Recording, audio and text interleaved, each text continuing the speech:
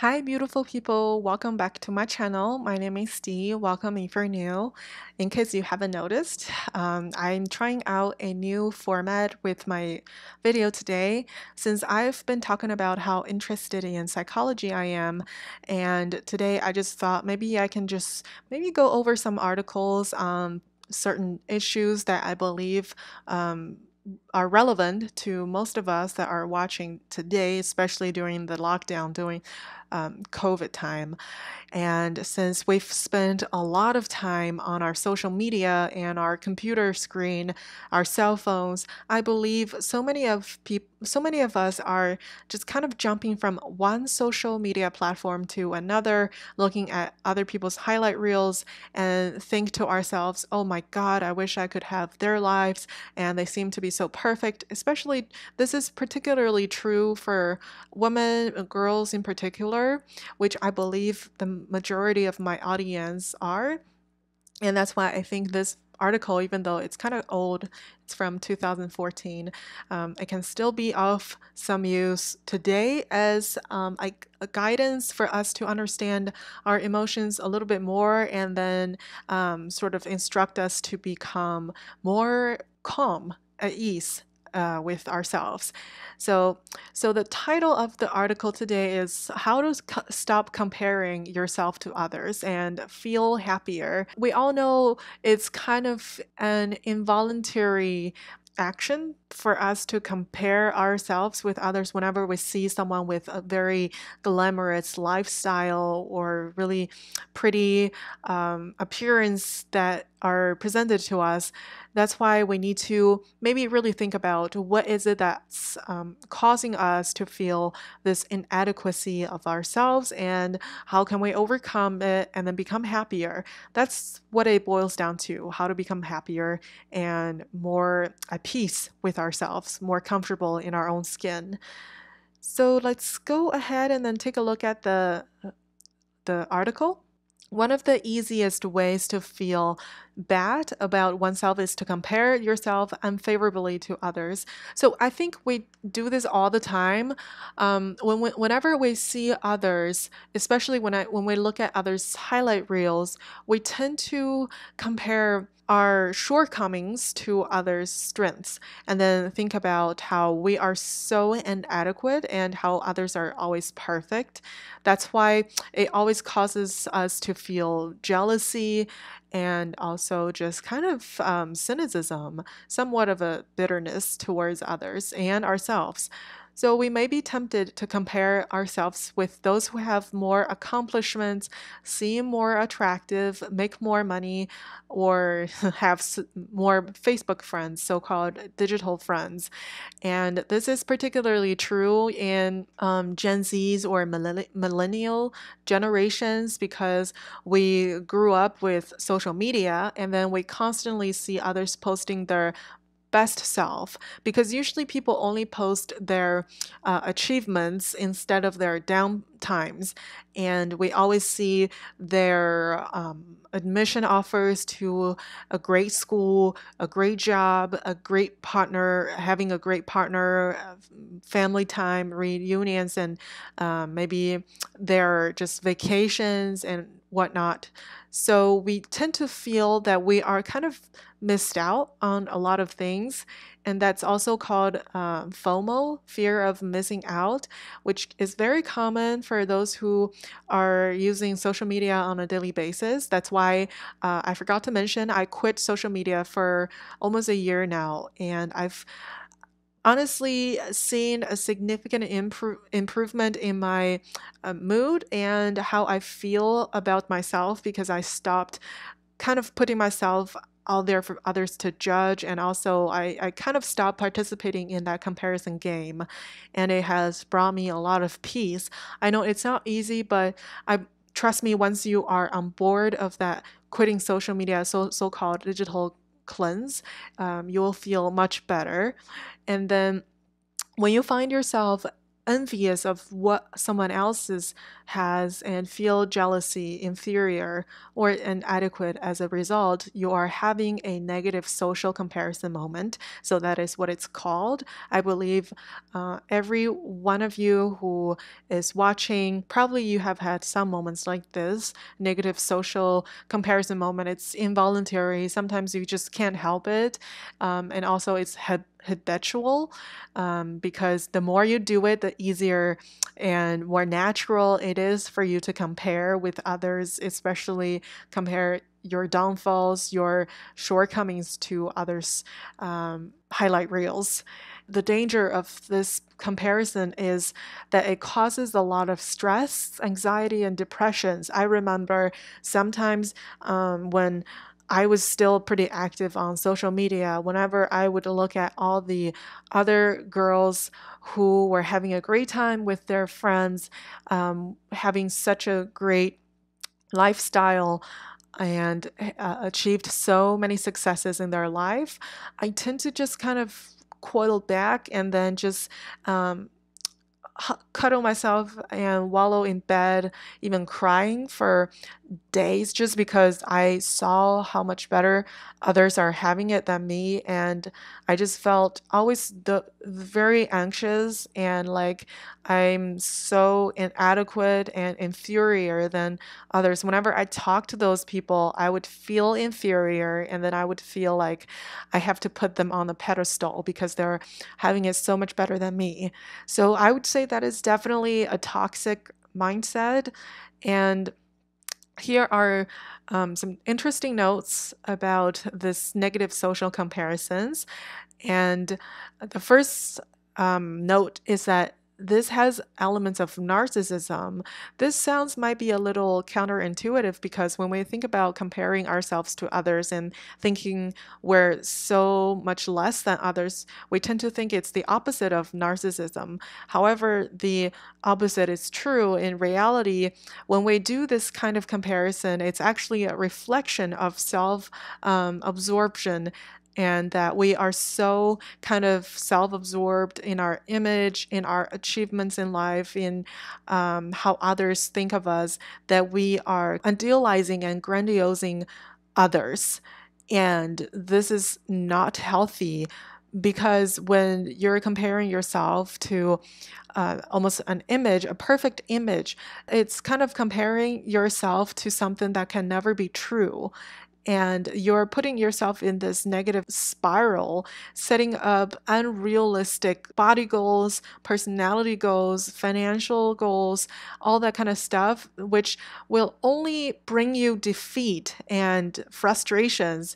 And then you can never gain anything out of it. Also, you're putting other people who also have similar struggles, who also have shortcomings and their dark moments, to a pedestal where they might seem to be perfect and flawless to you in your head, which is unfair to them as well. And then whenever you talk to them, interact with them, you would put them in a much superior position than you, which is kind of breaking a balance between your friendship or the dynamic you share with each other. You have to remember that comparing yourself constantly to an idealized image is not healthy, and it reflects an element of narcissism in you. That's why you have to learn to let go of some ego and grandiosity inside of you in order to overcome this negative social comparison with others. And moving on to the second note, it's relatively easy to change from idealizing to humanizing. So the first thing, it offers an explanation why you would do the negative comparison. And then the second note offers you somewhat of a solution. So if you wish to have a perfect career and lots of money, like somebody that you are comparing yourself to, or good looks, romantic relationship, By you comparing yourself cannot bring you actual peace and any of those things that you want. You will only bring yourself down to a position where you lose a lot of motivation and you drown yourself in anxiety. So just remember that other people aren't having it all, even though they might look like they have it all, they really don't. And just to think about the struggles that they might also face. Imagine you're in their position. For a manager, even though you may make more money, you are also taking on a lot of responsibility. And then to think about, you have to deal with so many employees with so many different beliefs and complaints every single day, that you are drowning yourself in way more stress than your employee or a smaller role in the position in a company. So they are stressing out because of their ostensibly glamorous job. And then if you think about people who are in seemingly a romantic relationship, they have to try to maintain that status, and they have to try very hard to be in a healthy relationship and then to maintain the kind of bondage with their partner. And then it requires a lot. It goes a lot into a relationship than people would think. That's why even though the couple on the block might seem to be very happy, or on your social media feed, they might seem to be very loving, behind the closed door, they might have arguments and they might struggle financially, or they might be facing LDR, long distance relationship, and they are really kind of just frustrated with that. Or they might face disagreement from their family or their friends, whatever. There are always more things that you don't know than people put on the surface for you to see. That's why it's really important to know that people are humans and humans are flawed. Everyone has their own unique set of problems and struggles. Just remember, nobody is perfect, even if they try to convince you otherwise. And then also just remember that sometimes your brain can do some little tricks to put other people's perfect moments together and form this idealized, unrealistic image that almost collects all of the perfect things, elements from different people, and then you are comparing you, a real human that is flawed, to this perfect image that doesn't exist and will never exist. Maybe you are comparing your career life with Joe, and you're also comparing your relationship status with Samantha and your appearance with Kelly, when in reality, none of these people can have it all. So if they can have it all, you have to remember it's okay for you to not have it all. So just always keep in mind you have to forgive yourself to not be perfect, because that's the case for everyone. Even if some people might have it slightly better than others, nobody is perfect. All right. So, a conclusion: the Buddha reminds us that the four conditions in life which cause suffering are birth, aging, illness, and death. No one, no matter how powerful, successful, wealthy, or fabulous they seem on the outside, can escape these truths. So, these are kind of the biggest equalizer in our human society. There's nothing you can do to avoid being born to the world, because you're already here, and aging, you're getting older by the second. And there's nothing wrong with aging. There's not necessarily a negative connotation, but this is just a part of our natural existence. And the illness, everyone gets sick and everyone has their weak and vulnerable moments, and eventually death is something we have to face one day or another eventually. So I would say, I would agree that these four conditions are the best or the greatest equalizers in our human society. And then these conditions effectively make all of us equal. That's why we say we're all born equal, not in a sense that we deserve everything equally, but more so we're equal because of these four inevitable conditions that we have to face in life. And what's left then are values which truly make our existence on this earth worthwhile: self-acceptance, quality relationships, and a meaningful life's purpose.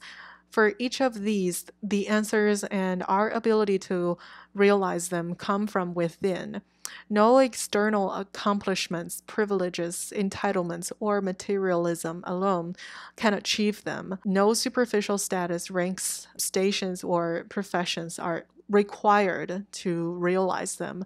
So even if you are maybe in a position where you make less money than others, or if you're struggling with your relationship, just remember you can't fake anything to achieve happiness. It has to be from within. It's okay that you're struggling momentarily, and then the temptation of comparing yourself to someone who has already achieved more is very high. But at the same time, you have to remember it doesn't matter how much more materialistic goods others have it, or how much better they seem to have it on the surface.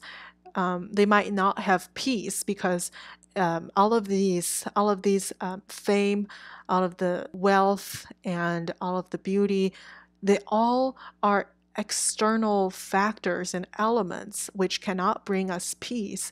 Peace has to come from within, from self-acceptance, being able to feel comfortable being in your skin when you're not okay to yourself in your head, and then being able to have quality relationships with your parents, with your siblings, and with your spouses. And then also you have to have a purpose in life. You have to have something that's higher than just yourself, your momentary enjoyments. And it can be anything. It can be becoming a better and better version of yourself so you can inspire others and help out others. Or it can also be eventually opening up a facility that helps people with needs. And it can be doing volunteer, being able to donate to people who are in need and help out those who are in a worse position than you. So these are life purpose. And once you have those, once you have a meaningful purpose in life, you'll feel much more at peace with yourself and much more motivated. And then it can detach you from the negative comparison with others because you know you are on the right track to fulfill your own life purpose, and you are practicing self-acceptance by following that path, and you're building quality relationships. So these are the things that can bring you peace and bring you happiness and help you overcome this negative comparison. All right. I hope this article is somewhat helpful for you today, even though it's very short. And also, since this is the first time I'm doing this, I think I can have a lot of improvement. That's why any sort of constructive criticisms is welcomed, and I look forward to see you in the next video. All right. Thank you for watching. I'll see you next time. Bye. Take care.